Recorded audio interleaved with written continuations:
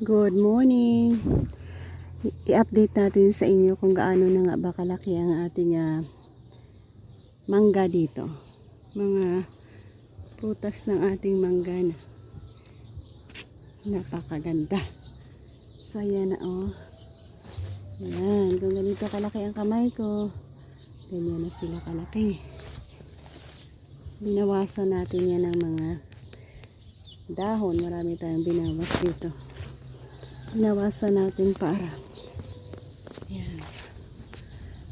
So ganito nakalaki ang mga bunga ng ating mangga.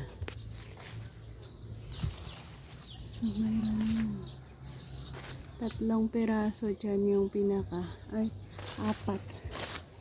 Ayan ang pinakauna natin inaabangan.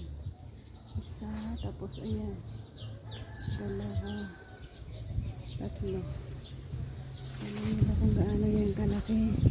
I-compare natin sa ating kamay. Yan, meron tayong kamay dito. Ganyan siya kalaki. Ang ganda. Ang laki ng kanyang mga binunga. Ganyan. So medyo madami-dami ang kanyang unang bunga niya ito. Ayan. So ganyan ang ating puno niya. At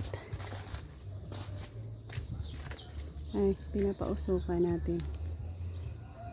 Ayan, ang ganda. Sobrang ganda ng mga binunga na.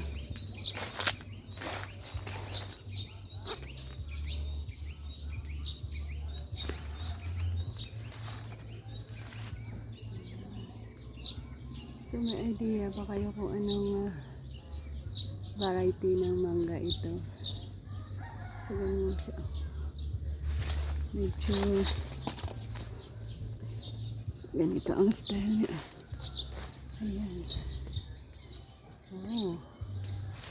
Ganyan. Madami din siyang bunga sa taas.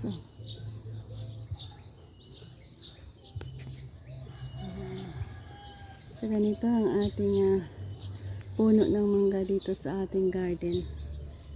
So actually may 2 puno tayo. Yan yung isa malapit sa tangke ng tubig natin.